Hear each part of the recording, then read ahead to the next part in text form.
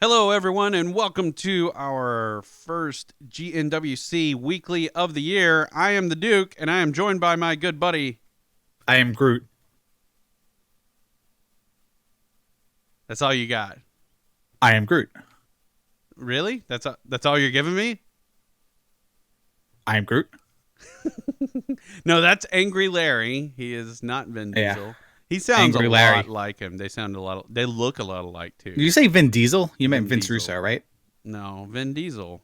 Oh, 'Cause he I was thought you meant Groot. Vince Russo. He was the voice of Groot.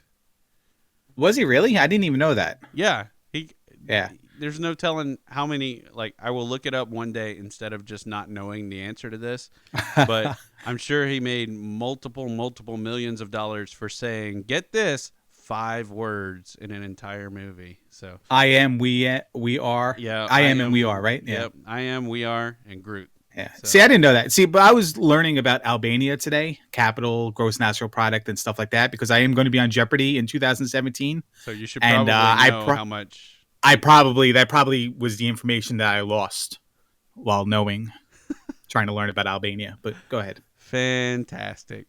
Yeah. All right, so we're gonna kick this off and try to get over our rambling, which probably won't happen. But we're gonna kick it off with news and notes, and we'll probably have a lot to say about at least one of these things. But I'm gonna let Larry roll us into the new year with what's going on. Yeah. Happy New Year from News Desk, Angry Larry.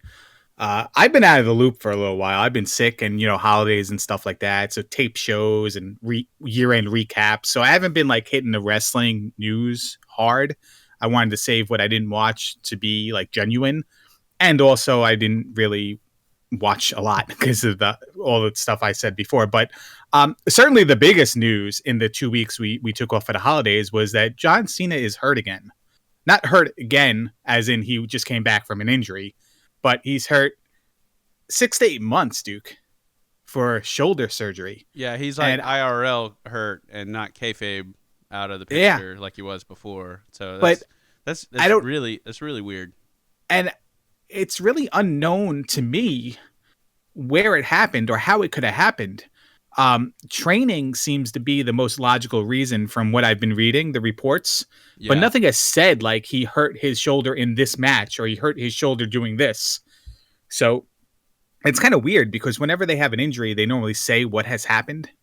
Even when Orton hurt himself, I think they said he fell at home or something. But um, kind of wonder if something's not up with that. Not to say that he's not hurt, but if something specific happened, maybe even before he took a vacation, and it just didn't. They were just hiding the injury Or based on that, or and he it thought just would never get recovered. better. He thought it Yeah, would I get think in better, and October they wouldn't sometime clear he him. worked Kevin Owens on a house show, and he was reportedly hurt from that match. Hmm.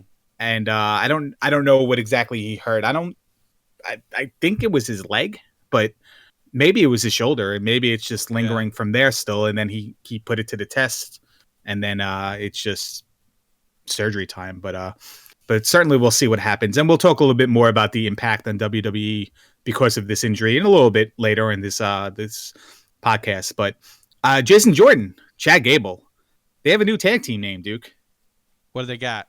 or a first tag team name if you want to Yeah, count it like yeah. that. They're going to be called American Alpha. And it's kind of like one of those names. It's just like when I heard it, I'm like, that's just so stupid. It just sounds incomplete.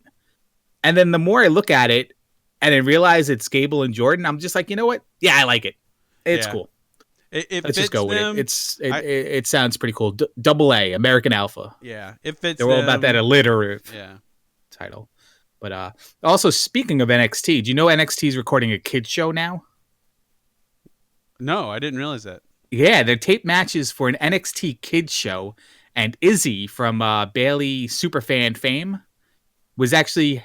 There's a picture of her interviewing the Big Show in the ring or backstage, I forget. But they're doing a Wow. whole NXT show for kids, and I think Heath Slater and the Big Show were taped in matches, Wow. and it's going to air on the WWE Network. Yeah, and also out of the NXT tapings, so to speak, without revealing anything, because I don't know who won what matches or if they even taped them yet. Maybe it's just speculation, but they're going to do a women's, maybe not battle Royal Rumble, but maybe a battle royal match to determine the number one contender.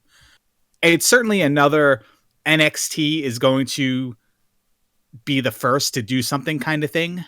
Especially if the winner to win the battle royal, you got to throw the woman over the top rope and not just anywhere through the rope to win, because that's how WWE does their Divas battle royal matches. So it seems like this is almost like another like they're the same company, so it's hard to say this with a straight face, but it almost seems like this is NXT's like cheap shot to WWE to say, hey, we can do anything you do better, and we're gonna do your Royal Rumble better with women, kind of thing. You know what I mean? Yeah, yeah. But it's We'll stupid see. to say because again, they're No, owned by the yeah, same company. we'll But see. But I think the statement is more. This is what you can do when you have a clear direction and a clear vision, as opposed to, yeah, a giant room full of writers. yeah. I mean, hey, listen, WWE for 20 years, you've been taking the women's division as a joke, and in a short year, let's even say, I mean, they've been doing it more than a year, but in a year, NXT has done women's wrestling better than you ever had in 20 years, and you have all the Right. credibility in the world. So you know what? You keep thinking of it as a joke. We're going to just do a women's battle royal, and we're going to do it better than anything you've done in the most recent history or history at all kind of deal. But also, last NXT notes here, or just note, Tommaso Ciampa probably signed a NXT contract finally. He's been working as like an independent contractor here and there for tapings, but it's being speculated that he has finally been locked down and he'll be NXT committed for the months to come. Cool. I, So, I didn't I didn't realize that James Storm was the same way. That yeah, he's not actually signed. So no, and speaking of James Storm, TNA did debut on Pop TV with a live telecast. The 5th was Tuesday, and Ethan Carter III was crowned new TNA champion, winning the World Title Series over Matt Hardy in the finals, which was a great match, clean win.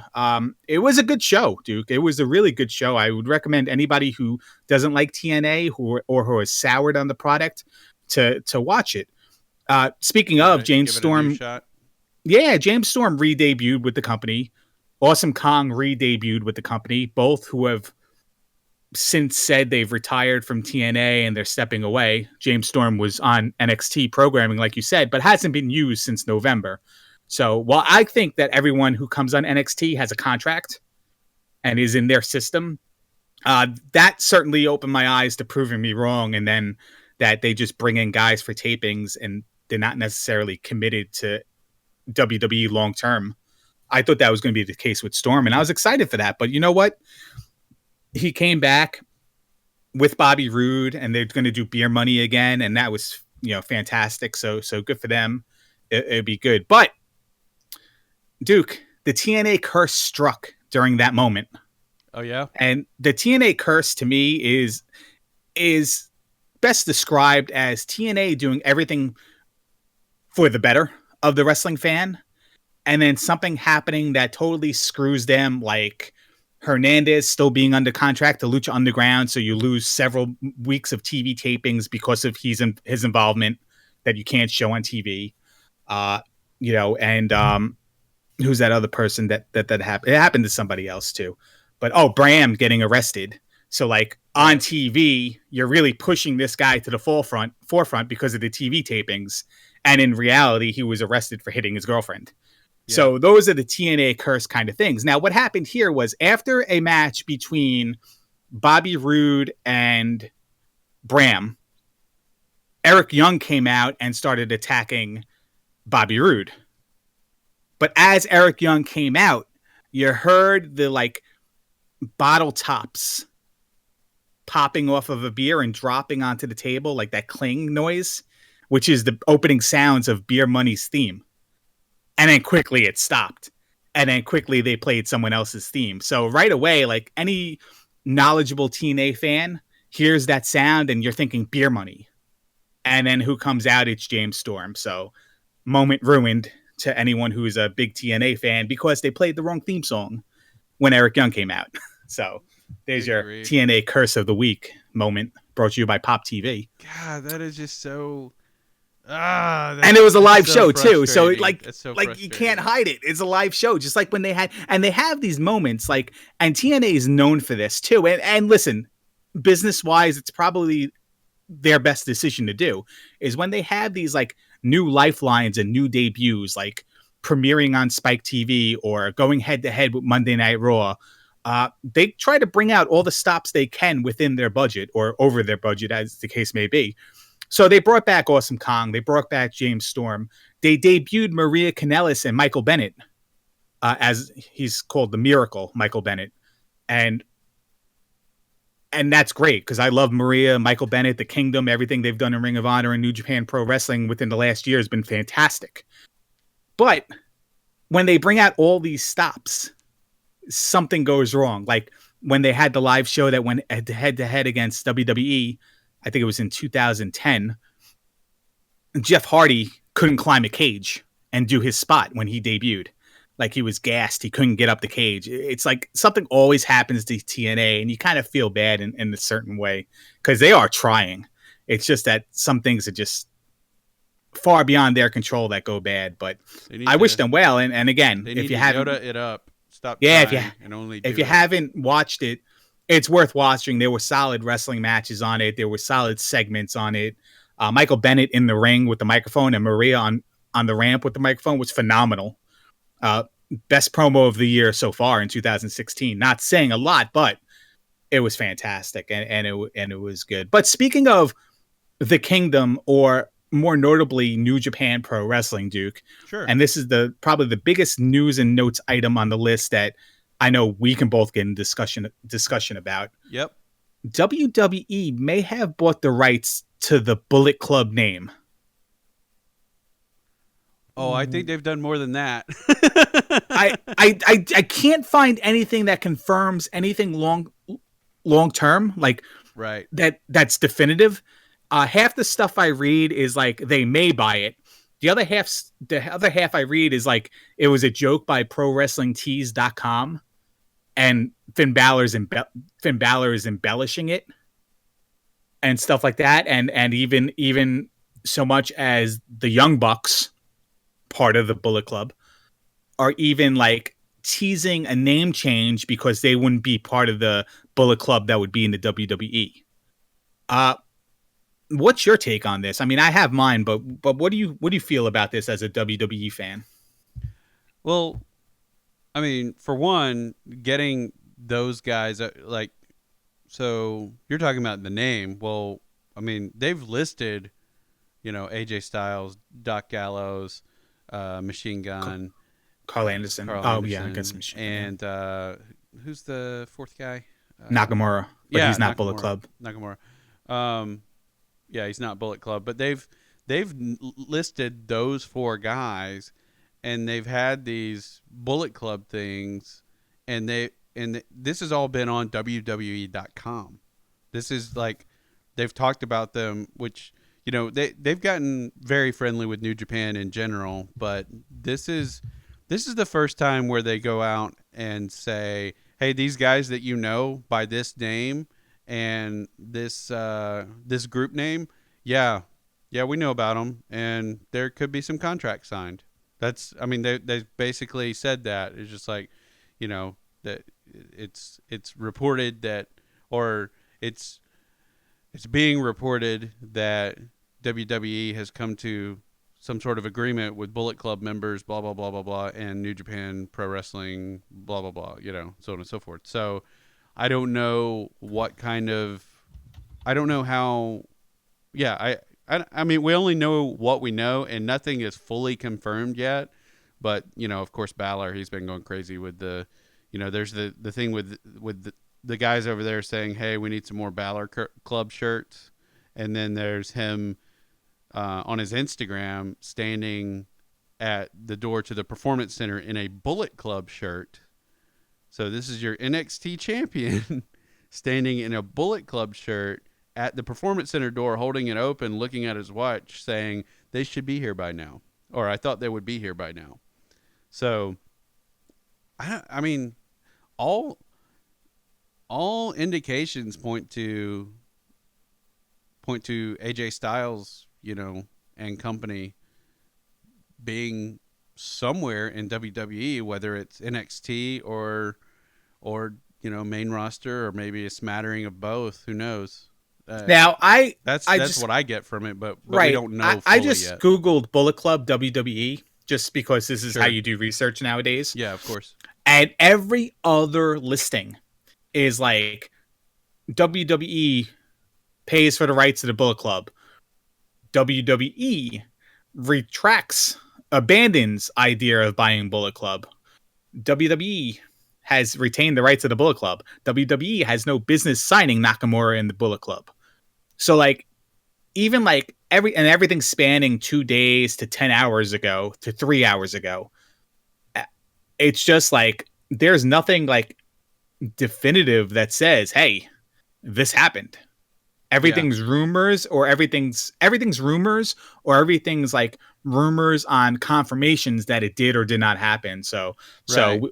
we're playing fantasy booking from this point forward Sure. to say that if it does happen, like you said, it was Styles, Gallows, Carl Anderson, and non-Bullet Club member Nakamura, who might come over in the Bullet Club fashion because, hey, listen, it's WWE, he's Japanese, and we're going to throw him with these American guys because it's a Japanese thing for some reason. I don't know why that made sense in my head, but Well, let me throw out an yeah. alternative to that, and that would be the Bullet Club reforms with Well, I Balor. was going to say that too. I was Yeah. going to Well, say, and you can hang on. The head it with Balor. Well, yeah, the Bullet Club reforms with Balor at the head, and then, um, and that is facilitated by Hideo making his actual return, and he needs someone, and so you put the Japanese guy with the Japanese guy, you know. And you call them the Japanese bombers Yeah, or whatever you call it. You with call a them. Y Yeah, somewhere because that's WWE. yeah, But that would leave the New Japan Pro Wrestling with Tonga, Fail, or Fale. I think it's Fail, right? Bad Luck Fail. Kenny Omega and the Young Bucks. And like I said before, the Young Bucks were teasing the word elite. They were throwing the word elite around. So if the yeah. WWE buys the Bullet Club, these guys may reform the faction under being called the elite, Right. because the Young Bucks have been saying that they and Kenny Omega are the elite of the Bullet Club. Now, here's where we start our fantasy booking trip regarding these Sure. the Bullet Club in general. And Absolutely. with John Cena out, and now here's my little like side note on John Cena being out. We've already been without John Cena for 2 months. So John Cena leaving programming right now is not like the most devastating blow to WWE because he's been out for 2 months. But certainly those have been like the lowest rated 2 months in the history of the business. Although business is proverbially, whatever the word is, picking up. Right. Now you're losing somebody you can slide into there and make it that much better. But regarding Bullet Club, NXT, right to WWE, does casual fan even know what the hell a Bullet Club is? Those are, yeah, all valid questions. I mean, I think they fit the most. I mean, Balor basically started the Bullet Club, so they fit a lot with him. You know, it makes a lot of sense. And we've said before, we don't see him disappearing from NXT anytime soon. And it seems like, you know, that NXT Takeover before WrestleMania, he'll probably drop the title. He'll probably be on Raw after yeah, WrestleMania. That's been my prediction. yeah, that would make a lot of sense. And let's be honest, that's not that far away. Like, you No, know, it's months and months, but you know, you think about, you know, but it's only like 4 television tapings away. So you're right, it's not far away. yeah, it's but you can not only that, do so much in those 4 tapings right. to get people over if you're going to jump them to the main roster.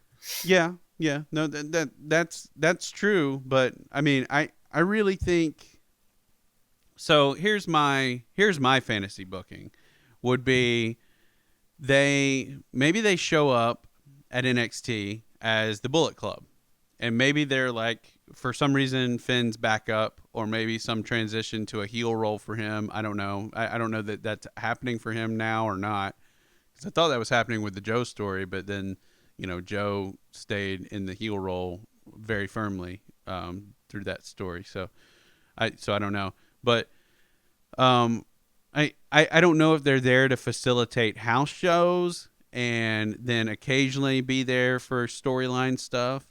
But this would be my back to my original point. My fantasy thing would be all these 4-person factions have been declaring their arrival or their entry into the Royal Rumble and so on and so forth. You know, you have the Social Outcasts, you have the League of Nations, you have well, New Day's only 3, but you know, you have all these 4 Unicorn is 4. What's that?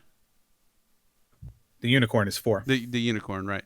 But and then there was another 4-person thing that kind of cropped up. I forget who it was, but anyway, you have all these people showing up in. Did you say Reigns, Ambrose, and Usos? Well, there's that, yeah. And they've been hanging out a lot. But who were the guys that did the whole? They did the Downward 4. Was that League of Nations that did that? Kingdom. Huh? The Kingdom in Ring of Honor? No, Downwards 4? There's someone that did that on Raw. I forget who it was. Maybe it was League of Nations, but someone was talking about, you know, their dominance or something, so on and so forth. But I don't remember it at the moment, but I was just like, well, that's kind of weird.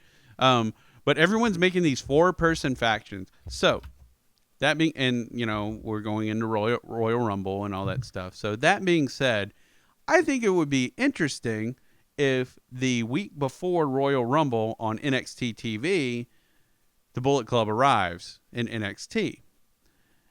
And then they're, instead of having a bunch of, you know, returning guys, which we'll get to that when we talk about Raw, instead of having a bunch of legends, you know, quote unquote, people and stuff like that, you have these young guys that show up from NXT to disrupt. You know, they're literally there as disruptors, and maybe that like their music, maybe something. Who knows?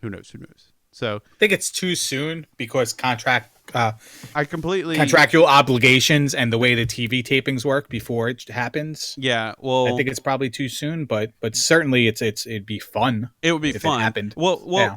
It would even be fun if maybe those guys just showed up for the Royal Rumble, the 3 guys, and then or maybe all 4. Maybe everyone, but like all the New Japan guys show up, right? At the Royal Rumble. That would be interesting. Someone told me, I was going back and forth in DMs with a guy who was talking about AJ's contract, or he has an appearance up until the day before the Royal Rumble. Right. He's on a card up until the day before the Royal Rumble.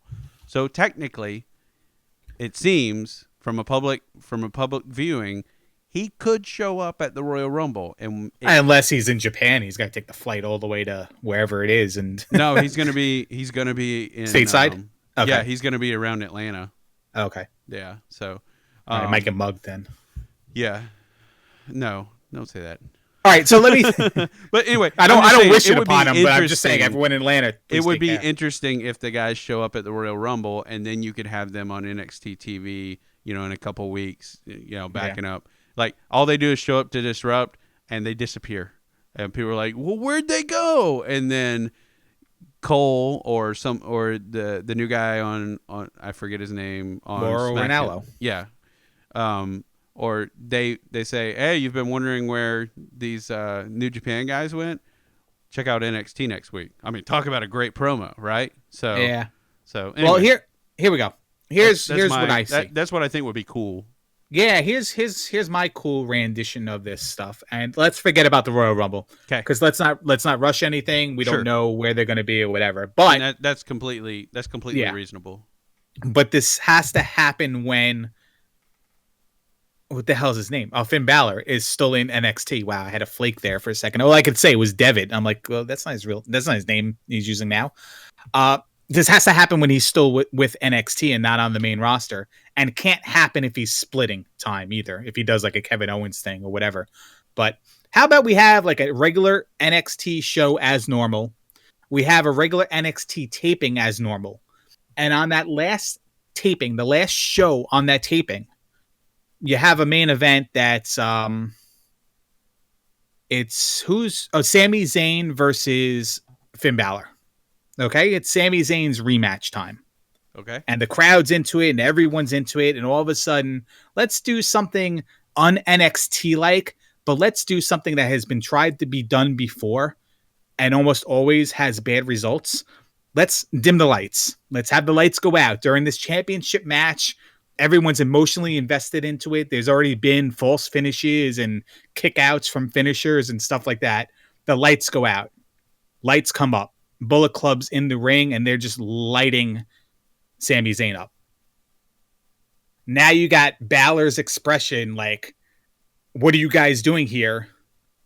What the hell is going on? And that's how you end the show. You totally screw job that main event on the last taping of the tapings. And now everyone is kind of like, in the crowd especially, but even everybody who reads results is now kind of like on this cliffhanger of what the hell is going to happen. And then the next time you do the TV tapings, you slowly edge Finn Balor heel to the Bullet Club. And then that's how you have them. You have an invasion angle. Bullet Club versus NXT. Oh, I love and it. then I absolutely you have some love guys. it. You have some guys jump because you know it's WWE ultimately, and they're not just going to buy the Bullet Club and use the Bullet Club. They're going to buy the Bullet Club and put their guys in the Bullet Club. Just like when they bought WCW and used WCW, they had to have their guys in WCW going over. You know what I mean? So, Well, I think, and like with guys that are, well, at least toward the end of the year, were, in my opinion, in danger of possibly stagnating, yeah. like Enzo and Cass. I think that breathes some new life into them. Yeah, because they can get beat up and thrown into a production truck trailer every week. Or or it facilitates their move to the main roster. They can be the guys that are just like, screw this, kind of like we're leaving WCW and going to WWF or vice versa. They can be the guys that they're like, we're done. And you could see them doing that. We're done. We're out of here. Cool. And then SmackDown, they show up. Right. You have someone give up on NXT because it's unsafe working environments. Exactly. But, and they show up on SmackDown. That'd be great. The precedent they have set, though, is that this is where these guys bide their time until they get called up. Right. So the whole like we're leaving NXT, we're just going to go to WWE, kind of goes against that. But it's not like anything has ever happened in wrestling before that they haven't just totally ignored. But if they showed up, on SmackDown, it'd be one thing if they showed up on Raw. But if you did it right and they, they've got the taping, the guys stay healthy between then and when the SmackDown taping would be the night after, like. Then you can start weaving this overall story, and it's not where you get get the main roster more involved, but it becomes an interesting way to transition guys into SmackDown and exciting guys that you want, so that USA is seeing those big ratings for SmackDown and realizing, oh, okay, this was a good move for us. So. Now, the only thing I worry about when stuff like this happens, because the IWC fan in me, like the frosted side, goes nuts. But the wheat side is kind of like, well, does the fan even give a crap about these people? Maybe they know AJ Styles. Do they know Gallows? Well, maybe if they remember him when he was with, Punk's. Luke. Yeah, it's Luke Gallows. Do they know Carl Anderson? Nakamura? Well, maybe if they watch ROH TV, they know Nakamura. But I'm talking about like casual fan who doesn't watch anything that's not WWE because it quote unquote sucks, do they care about these people? Do they even know Finn Balor at this point? Like, that's the worry. Like, we're so invested with NXT. We love NXT, and we, choice be given, we're watching NXT show over any other wrestling show if we had choice of one show per week, just based on how good it's been. But for those who aren't watching it, it's tough to sell me on saying, hey, this guy was NXT champion. We're just going to bring him on Raw. He's going to replace Cena. Well, no. We're just going to put him in a match with Undertaker. Well, no. No one cares. No one's going to know. And we have so many other people on the roster who are established and still not going over when they should be. Right. These guys aren't going to jump right to the main roster and be like, it's the Bullet Club versus the Wyatt family. Well, no, it's not, because no Although one that knows could who be these Bullet. great, but yeah, I get what you're Yeah, saying. and sure, it happened with the Shield, but has it happened since the Shield? Like, the Shield came in, they jumped the rail, and like, how many people actually knew who those guys were? I Right. didn't. Not to say I didn't. I didn't Yeah, know but as a WWE Tyler fan, Black you with don't know Seth who they Rollins. are. Like, Right. yeah, I didn't know, because you had to watch NXT on an internet TV show back then, so it was less accessible for like an everyday person. But even with the knowledge I had, like, I knew Johnny Moxley, I knew Tyler Black, but when they jumped the rail, like, I didn't instantly click that it was them, you know. Right. And then it was then I'm like, oh, cool, it's them. Like, why are they there? Like, what's the point of this? Kind of deal. And then they, stole the show for several months thereafter. But Right. can the Bullet Club jump the rail, attack Roman Reigns, and people care about him? Like, I don't know. With Well, just AJ Styles, or with AJ Styles and Finn Balor, I don't know. well, and another thing, and let's not spend a lot of time on this, but another thing to consider, or just another sort of type thing to throw into the mix, is everything that we're saying is assuming Bullet Club shows up and they're a heel faction. Oh, well, fantasy booking, no doubt. Right. But, Yeah. Right, but I'm saying everyone assumes that, but it's always been like you watch New Japan, and all the guys that are faces on TV here are heels over there. Yeah, and it's reverse here. Yeah, like exactly. with the Kingdom, they're cheered in Japan, they're booed in Ring of Honor. Yeah, The clubs exactly. cheered in Ring of Honor, booed in New Japan Pro Wrestling. Right, exactly. So it's like, so where do they really fit into the story now? I think faction-wise, I think factions are always heels, like, predominantly. The Horsemen, the Shield, the Evolution, and the like. Factions have traditionally always been heels. So if you're going to bring in this faction, well, unless they're good guys and they're peacekeepers and they're standing handing out free subway tokens outside the complex, what's the draw of a face faction? Hand out Lunchables. Lunchables. Let's bring Tito Santana in with Cowboy Bob Orton Jr. Let's tape another episode of AWF TV, and let's pay the fans with Lunchables. That's a rumor. I don't even know where I came up with that, and I wouldn't put it past me just to make that up. But I swear I heard that. Like, they used to say it was a TNA taping. No, it was AWF. No, it was AWF. I might have.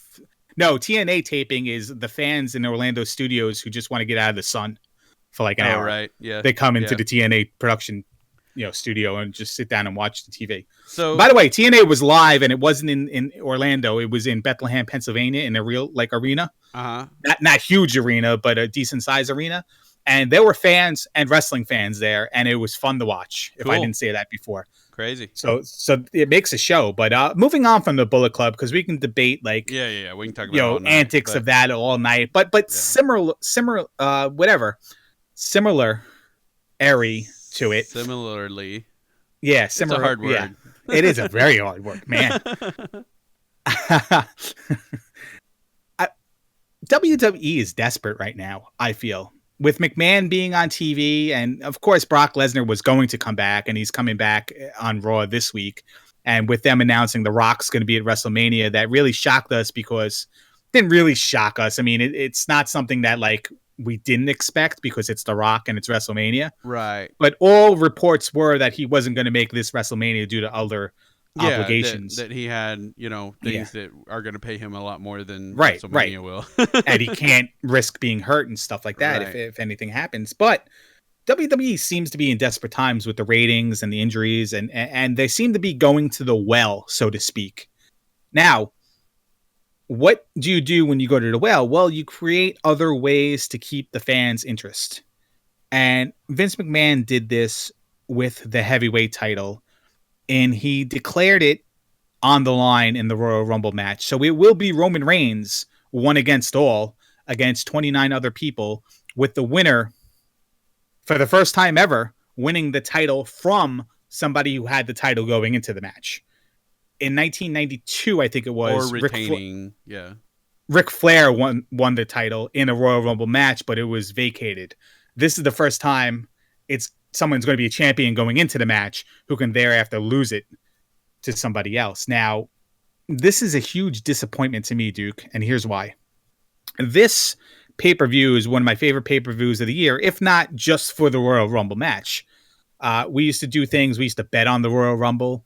We used to, we have a 20-year history of trying to predict who's coming out of the curtain, like the next guy coming out of the curtain, stuff like that. And near the end of the match, I mean, you had like 4 guys maybe who like would probably win the match. This is when titles are not on the line. 4 guys who can probably win the match because you can see them main eventing WrestleMania.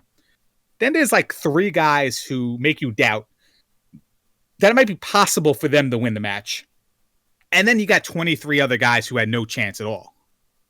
Going into this match, if they're putting the focus on Roman Reigns and Sheamus, it's almost like it's coming down to Roman Reigns and Sheamus, and your ending is already scripted. How do you feel about that? Well, do you want to get more out about it? Because I felt like I was going to have to talk you down from a ledge on this, and I have 3 different ideas that at least 2 of them are pretty easy to throw out there. But the whole point of my disappointment is the fact that much like when they do a tournament and stuff, like you can foreshadow the finalists like well in advance. Like for the TNA World Title Series, you knew it was going to be Matt Hardy in EC3. They didn't have to waste all those TV tapings to go through the preliminary matches. Like you knew it. For the championship, you kind of knew it was going to be Roman Reigns versus Ambrose at that time when they did it at Survivor Series. Right. It just seems like whoever's in the title picture right now is what it's coming down to. Roman Reigns is not going to be thrown out number 17. Like he's going to be thrown out number 29 or he's going to win. And I feel like Sheamus is either going to be thrown out at number 29 or he's going to win somehow. Screw job ending or wherever the case may be. You can throw wrinkles into this. You really can. Brock Lesnar returning.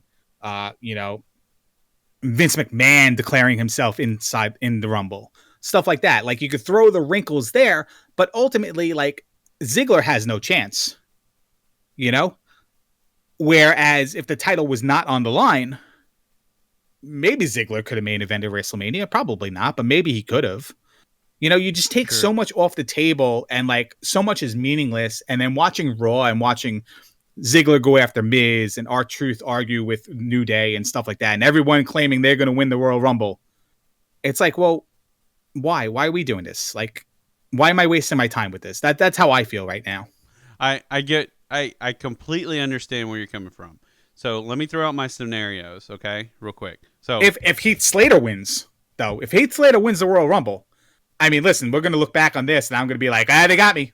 You know what I mean? Yeah, definitely. And that's the moment I'm looking for. Like my disappointment right now could only be remedied by like something very surprising. Stardust winning, like something very R-Truth winning because R-Truth's one of the last 3, and Vince McMahon goes to throw Sheamus out, goes to reach over and grab Roman Reigns and help Sheamus throw him out, and somehow he pulls both of them over, like something stupid like that. And R-Truth's left in the ring. Like the only way I can get over this disappointment is if they quote unquote ruin the reputation of the title by giving it to somebody who doesn't deserve it. Yeah.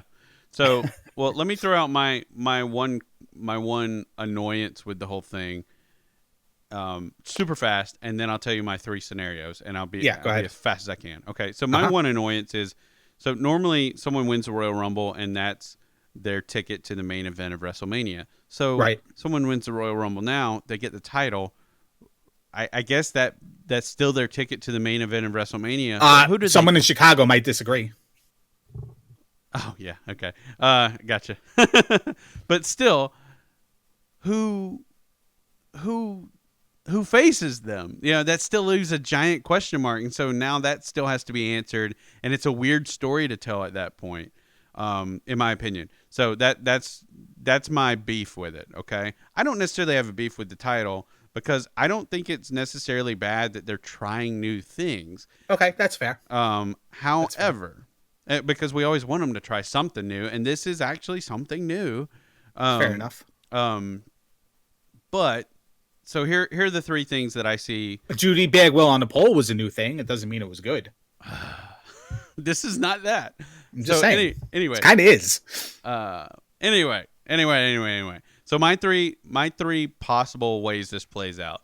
Number one, the whole idea doesn't even happen. That it was either a planned swerve or it was something that Vince put out there as a feeler to see what people would say about it. They were all over it on SmackDown, by the way. Just I know you didn't see it yet. Oh yeah, okay.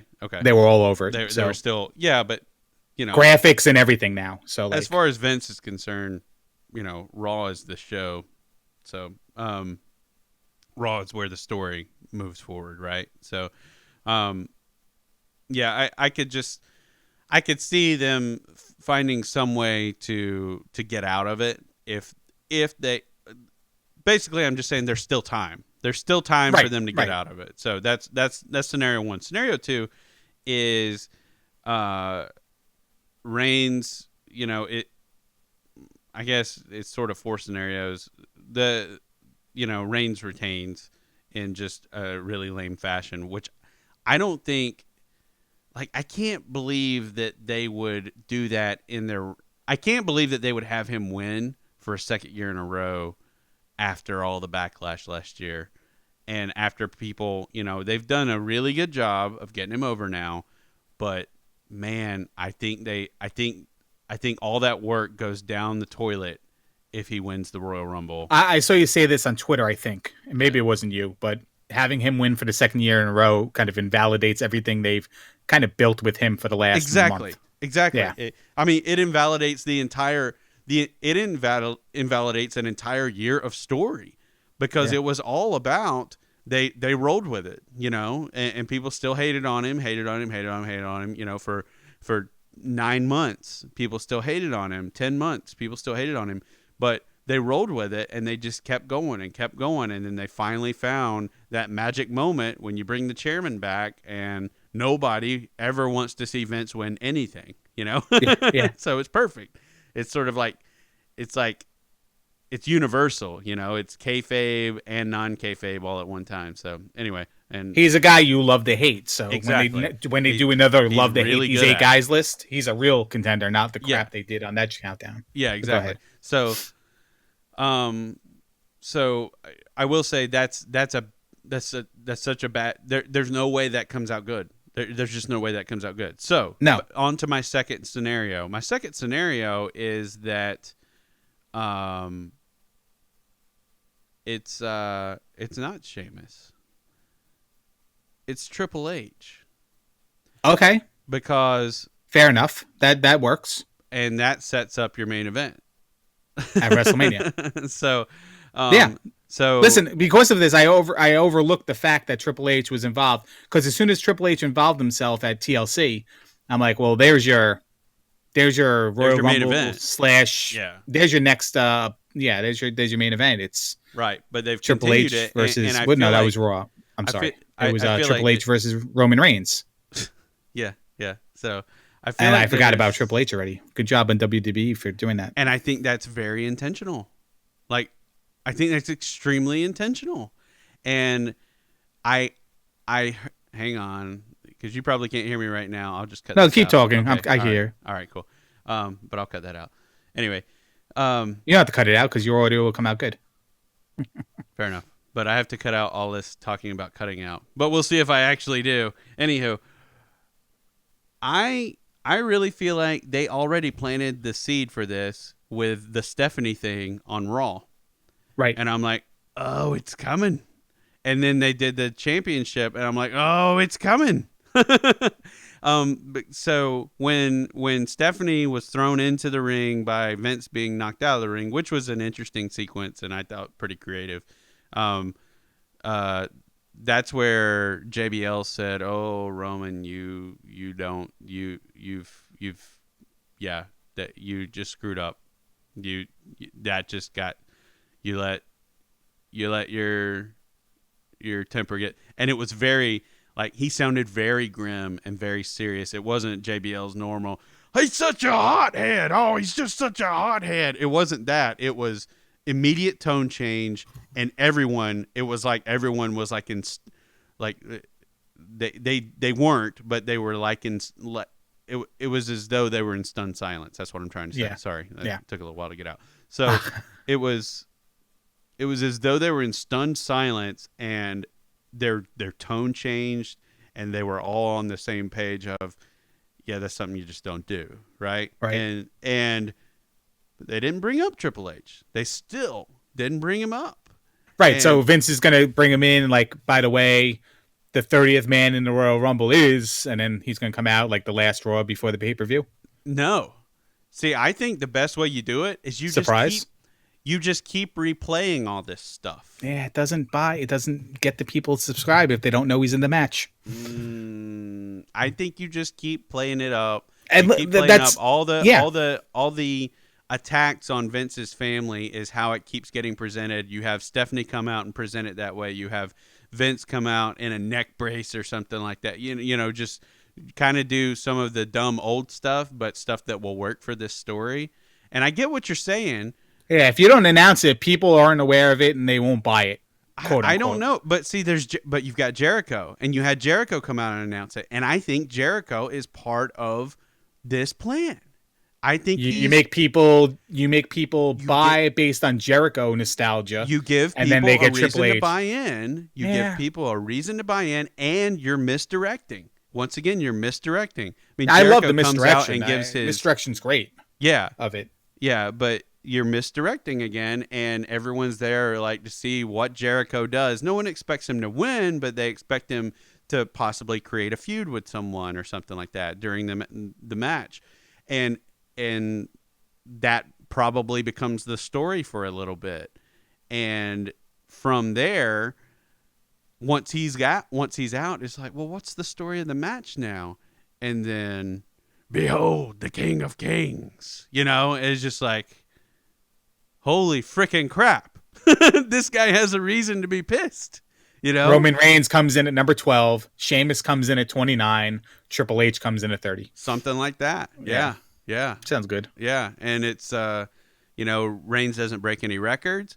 Reigns doesn't win. Triple H has the title. And now it's like finally, the authority really has the title. And you can do some fun story between now and then. You have Sheamus, who's just like, hey, well, I won the title for you. Yeah, and we see how that turned out. You know? And so Sheamus, it may facilitate you know, him turning babyface again, or it may just be, you know, he ends up being embarrassed, you know, which sometimes that has to be what happens to a heel. You know, he has to be knocked off by a bigger heel. And I mean, who better than Triple H in this situation? So that's what I feel like they're leading to, and I feel like they're hard misdirecting off of it in very good ways. Yeah. And they still get the buy. And you're right to ask about the buy-in, but you get the buy-in with Jericho, and if anyone else shows up between now and then. So anyway, yeah, which is fair enough. I mean, it's definitely a good reason. Hey, listen, I think they get more people if they say Triple H is in the match than if they say Jericho's in the match. But still, it's like, if you're getting any at all, it's more than just not announcing and keeping the surprise. And again, I always talk about this. Their shows miss the element of like must see. And if Triple H does come in that fashion, unannounced, and wins, then, hey, listen, that was must see. If you missed it, that's on you. Yep. You know, and that's regardless of, you know, that's must card replay, subject to that's change. must rewatch. You know, that's did I miss something? Did I miss something during the show? You can still spend $10 and watch it today or tomorrow. Yeah. You know, and guess what? That's all that you need to show up for Raw the next day too. I mean, that's massive. Good. That's okay, massive. so with scenarios of that match out of the way, that was my second scenario. Yeah. Oh yeah. I don't remember what my third one was because I just like I bought into that one so hard. Probably snow, and then they cancel the pay-per-view, and then they do it on Raw. No, okay, that was not it. Well, wasn't that last year? No, it was 2 years ago, right? The snowstorm after Royal Rumble, and then they just played the match again on Raw. No, that was last year. That was last year. Okay, yeah, that was when Reigns won, so they had like no. Yeah, they had no room for damage control, and that probably worked in their favor. That probably did. You're right. So, here we go. Now, with all these to talk about, like, you said Bullet Club in the Royal Rumble as like like a fun aside, and with John Cena out and stuff like that. Let's make predictions now before we lead on. Not the winner of the match, but more so like who's going to shock you by being in this match. A couple weeks away. Give me a couple names of people, past, present. I don't really care at this point. That who can possibly be in this Royal Rumble match that will, get the fans to like jump out of their seat a little bit. Daniel You're Bryan. on. Daniel Bryan. Okay, fair enough. Any legends or something you want to throw in there just to say it? Hold up a second. That was one thing with that was my other scenario, which was sort of my number 2, and then number 3 being the big kicker with Triple H. My number 2, I remember real quick, was that Reigns gets thrown out early, and that'd be awesome. He has to just watch, like he just sits ringside watching. Camera on him. yeah. He literally just sits on the ramp, watching who's coming down. And, maybe he even goes on a tirade and destroys somebody as they're coming down the ramp that no one wants to see anyway, like Heath Slater. Hey. No, I don't hate on him. I like him, but I'm just saying, like, that would be a fitting way for him. Or you do obviously it again to takes Axel. out Curtis Axel. Yeah, because then Curtis Axel can say 2 years, not. That would be hilarious, actually. Yeah, I love the road. I love like that. Will bring my interest back from the depths if like Roman Reigns is forced to go in at number 1 and like at number 7 or whatever, like the half-hour mark, halfway during a traditional Rumble match, at the half-hour mark he gets thrown out. I mean, then it's like, oh my god, what could happen? But if you have Triple H involved, Triple H has to take care of Roman Reigns in the match too at the same time. So yeah, I agree. I like if Triple H if this is the story, and it leads up to their rematch at WrestleMania, then he's not going out till Triple H puts him out at the end. Right. But I like that. I like that as well. I think that was my other thing, was just like they pull a Daniel Bryan, where a guy you have no, that's what made me think of it. They pull what they did with Daniel Bryan last year, where a guy where it's like there's just absolutely no way they put him in the match for him to just go out, and then he goes out unceremoniously. I think that would be an interesting thing to do. It would be. Well, they keep borrowing from other people's stories for Romans because they've had such a hard time getting him over. That would be an interesting wrestling thing. has been around for so long that everything you see is borrowed from something else in the past as well. True enough, but you know what I mean. So yeah, but okay. So as far as other people that can return in this match or debut or whatever, like maybe we can see Sandow. Any legends you'd want to see in this match? Legends as in guys that are like totally retired, not even like part-time, like 3 months a year, like Undertaker show up and him and somebody else take each other out, and there's your Undertaker match set up for WrestleMania.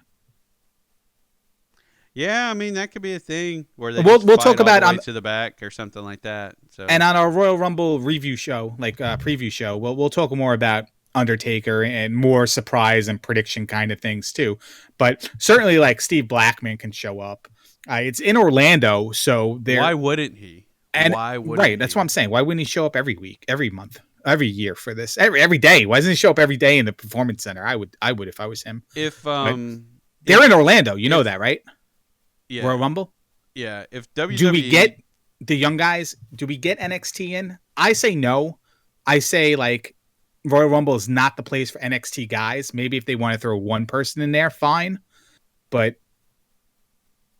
I don't think it's a place for NXT guys, even though they're in Orlando, so to speak, and that's where everyone is.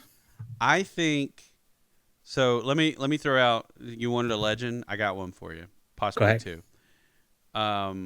I think if WWE doesn't try to, get in some sort of legal battle about it or something like that, the resurrection of Jake the Snake will be the documentary that Dallas Page and company put together. That will be out Tuesday the 15th, I believe, if I remember right, if that's the right date. I don't have a calendar in front of me, but yeah, I think it is. but it will be out 2 Tuesdays from now on iTunes, exclusively on iTunes, which means it's basically available everywhere for digital download, digital purchase, digital download. And if there's no kind of legal any issues or anything like that because they used WWE footage basically without permission, um, if there's nothing that arises from that and it's a big hit, I could see them actually putting Jake in the Rumble like he was, screaming about for a while. Even though they did put him on TV for Old School Raw or whatever, but I could see them actually putting him out there, and he brings a snake, and people just jump the rope to get away from the snake. All he does is walk in the ring, throw the snake down, and people just start jumping the rope. And Right. he ends up getting a bunch of eliminations without ever laying a hand on anybody. And then he picks up the snake and just leaves. I could see that. I could see that being a thing. And then maybe WWE picks up, pays Dallas for rights to it and puts it on the network or something like that, or something, or puts it on DVD for them, distributes it hard copy for them or something like that. So I could see that happening, pending there's no ill feelings about anything. So I got one for you. There's my big legend call. How about that? I got one for you. Yeah. How about Kurt Angle? God, man, that would be, that would lift the. See, here's the problem with that though. If Kurt comes back, Kurt needs to win. Or you go into the scenario I talked about with The Undertaker. The person he takes him out, Kurt Angle feuds with him for 3 months. True enough. So, true enough. They ruined Kurt Angle's debut because they screwed Kurt Angle over somehow, pulled him over the top rope or whatever. But, number 27 hits, there's a delay before the music plays. Yeah. And see if the crowd yells, "You suck," in unison or whatever, if they do it. But I think that's a possibility to happen. And I think it's a huge possibility it will happen. But there's my pre-preview show take on a prediction for you. That's a great prediction. And the roof would just lift off the stadium. I mean, okay, so the last thing we should sort of mention, with Cena gone and with the need for other people to come in, is the Bullet Club the right people to come into the main roster or not? Should they start pulling from NXT early, use the guys they have? Do you get a sense that they're going to call back to a lot of people, especially being it the road to WrestleMania time that it is now? Are they going to call back a lot of the Attitude Era people to make appearances, to be like special guests of Raw each week, to try to boost the ratings? I could see that happening, and I could also see, what was it? Daniel Bryan on somebody's podcast recently, or some sort of interview or something like that, said that that you're going to see a lot more part-time wrestlers show up, and he said that right before Tommy Dreamer showed up. And I, but he didn't say you're going to see a guy show up. He said you're going to see a lot more. So I have a feeling that we may see like people who actually still have some in-ring left in them show up. So I would say yes, but not necessarily as just hosts, but guys that are actually, that get in the mix for a little bit, kind of like Dreamer did. Now, Attitude Era people get over and stuff. Attitude Era was pretty far away from now. So a lot of your Attitude Era wrestlers, they really can't. They would have had to have been pretty young. Right. They would have had to been pretty young. I mean, you still have Kane and Mark Henry and those types. And certainly Rob Van Dam's a name. If he's healthy, he can come back and wrestle for a few months. And you have Jericho and the Dudley Boys and stuff like that. But it's so far away. And everything in between, like wrestlers who have come and gone since then, if they come back, I don't even think they have like the draw of anybody else. Does anybody want to see like Rene Dupree or Kenny Dykstra or any of the other Spirit Squad members, Mikey Mondo? Like, I'm trying to think of these people. Chris Masters is at Global Wrestling, but even like Shelton Benjamin and Charlie Haas, ignoring their other obligations. Like, if these people come back, is it like just like if they would just put Sandow on TV, would they get more reaction with Sandow? Like they'd have to be pretty big names to kind of drop in to be like, holy crap. You know what I Yeah, mean? yeah, that's true. I I feel like the only people that you're going to get a real pop from are the guys that are underutilized right now, like Sandow, or some sort of like very interesting celebrity who actually is there because they enjoy wrestling. Not Sam someone. Roberts. I don't think Sam Roberts is a celebrity. Well, but I mean, just not I'd love someone to get him who's just smacked around big, though. but That'd be someone cool. who actually knows wrestling. Like someone who's big but knows wrestling, kind of like, oh, I don't know. Well, actually, I know the perfect person to show up just to really rattle some people would be Melissa Joan Hart. Yeah, but I mean Yeah, now you're but talking like um, people on the internet know what that means. And people like, well, they brought it into the show, so they brought it into the shows. Yeah, it was like a yeah. quick But mention, but they but also brought in Quentin Tarantino in the show today. And, true enough, I yeah, don't think Quentin Tarantino showing up does really like Melissa Joan Hart versus Kevin Owens. Like you have to remind them yeah, like that's true several enough. times That's over true what enough. that was And Kevin about. Owens has enough. I have a feeling as of Monday, Kevin Owens is going to have plenty of story between If here and I there. knowing what you think, Yeah, if it starts Monday, it's going to be a phenomenal couple weeks before Royal it Rumble, will be or weeks unreal, until it'll be unreal. I mean, unreal. I think that type of thing as IWC as Kevin Owens can be, I think he has a presence with your casual wrestling fan now. You Yeah, love him or you hate him. I think people have opinions about him. right, They're just not like, oh, you know what I mean? He doesn't have like the Miz factor or right. whatever like, you know, degrading comment you want to make about it.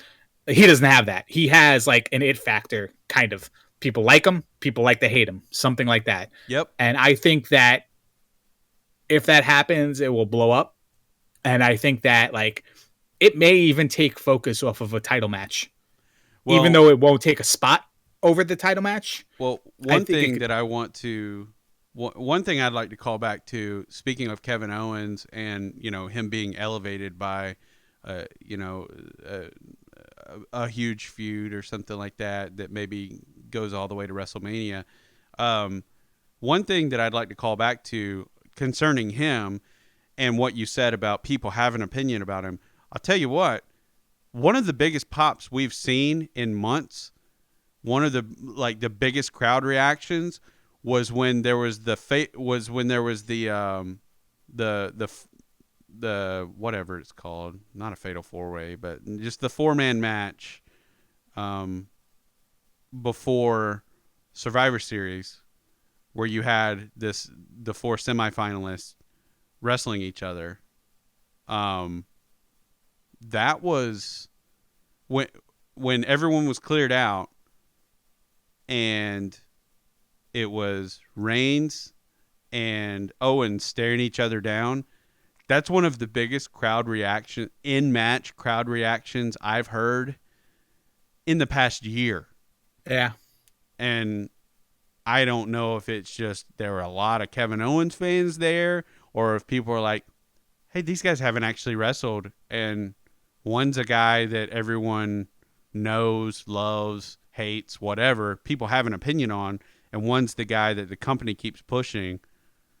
It's like everyone grabbed popcorn and wanted to see how this was going to end. Right. I And think Rhino had a stare down too. Was it with Roman Reigns in yes, that that was it? was a pretty big one. Well, because Yeah. they both have a spear, spear and gore. Yeah, So that's what it it's was. Yeah. yeah. So it's So just when they like went face to face, the crowd reacted pretty well too. I don't think yeah, Rhino's a top guy, but I think that certainly that puts more emphasis on that what we stated earlier right, that Roman Reigns has overcome his victory last year where everyone booed him in the right. Royal Rumble to the Well, fact where now we're getting actually people excited to see him face off against other people yeah, who are not actually top names. You know what I mean? there are matchups that spark interest when Yeah, with Roman Reigns. right. Where it's like, holy crap, Roman Reigns versus Kevin Owens. Like, what if this is just a knockdown drag out? Because they're both obviously Owens has a massive repertoire compared to Roman Reigns, but they're both sort of the smash mouth, violent type guys in the ring. So let's be honest, that would be a good match. It would be a lot like Roman and Brock, except you've got a wider range of moves with Owens, Yeah. but then just the way they ended, the way they ended that quick little thing where someone finally has like a legit answer to the pop-up power bomb, it's just like, oh, well, that's really interesting. That could be an interesting feud down the road.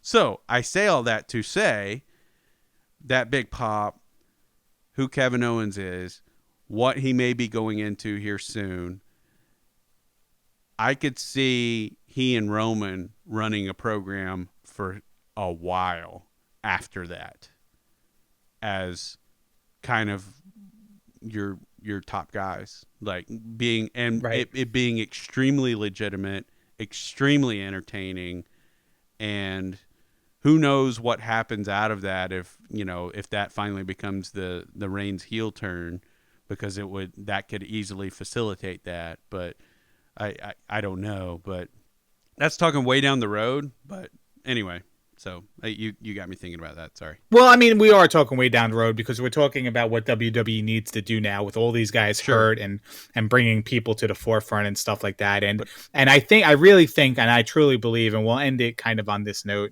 sure. is that WrestleMania, post WrestleMania, I think it's almost like we've got to start over. I think it's finally time that they're going to acknowledge, like, totally like gutting the system, not in terms of firing everyone, but in terms of, okay, well, we're going to bring Finn over from NXT. We're going to bring Samoa Joe over from NXT, Bailey, and we're going to like do the Bullet Club, and we're going to like have main events that feature Kevin Owens versus Sami Zayn on Raw. Like, Yeah. I think that it's the perfect time to say, like, okay, well, now your Ortons and your whoever's, like, they're going to be like part-timers that come in here and there to put people over, and your Bray Wyatts and your Cesaros are going to be your intercontinental champions flirting with main event feud kind of deals. Yeah. Well, I mean, it really is time to sort of age people out, age people up.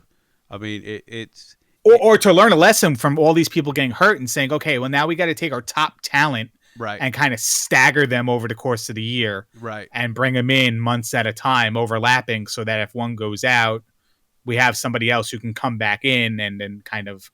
Yeah, but it would be nice if what you're saying happens, because and it's not a matter of getting certain guys off TV or anything like that. It's just a matter of, wow, having like a very definitive page turn where it's not just Kevin Owens shows up or Neville shows up after WrestleMania or whatever. It's not just that. It's like a complete page turn where it's just like the entire landscape of WWE changes after WrestleMania. I think it could usher in a new era where it's like, man, look at all these guys. These are like indie darlings that now are on WWE TV and just tearing it up. I mean, It kind of sounds like when Punk and Daniel Bryan were on top. Exactly. It sounds except the fact that you're not feeding them. Except you've got a lot more people to. You got a lot more of them. Yeah. Yeah, you got a lot more of them. You don't just have two. So it's and they were even staggered to an extent. They weren't really all there together either. As well, Punk they were was champions leaving. at the same time, I believe. What's that? I believe they were champions at the same time, weren't they? When Sheamus beat him in 20-something seconds at WrestleMania, what was the main event of that pay-per-view? Wasn't it Punk versus not the main event? Well, a main event of that pay-per-view, not the last match, but wasn't it? Oh no, maybe it was Punk versus Undertaker that year. That was Punk versus Undertaker. That was Punk versus Undertaker. But okay. Yeah, so. I think that would be amazing, and I feel like it's very organically getting there. Just hopefully that's what we see. Yeah, it'd be nice, but then again, being a wrestling fan lifelong, that if Hogan laced up his boots, Hogan, The Rock could be the main event of this WrestleMania, and everyone could be pushed to pre-show Battle Royal. You know what I mean? Just knowing wrestling as it is, just like the Bullet Club. Like, right. I have no faith in them bringing the Bullet Club right to the main roster if that happens, because they might feud with the Wyatt family, and then next thing you know, they're kind of like battling the ascension on the on superstars or whatever. Yeah, or Like I it's have one no of those I have no things where it's faith in like, that. Like I have no faith in that transition anymore. That says like NXT to WWE. Like I have no faith in the transition, even though it works for Owens, Neville, and Seth Rollins. It doesn't work for Bo Dallas, and I guess it works for Big E to an extent. But there was a long period of like downtime for Big E before he got into the New Day and went back up. You know what I mean? yeah, And certainly it like Lucha Dragons are coming into their own, but I have no faith in that transition. That's why I kind of don't like them just popping in the NXT guys here and there. If that right. when talked about, I'd rather like fresh start on them. But I'd rather them just say in NXT and let NXT be awesome, and then Yeah, just yeah, yeah, yeah. when they're used up in NXT, then they can come to the main roster and I can see them on Raw.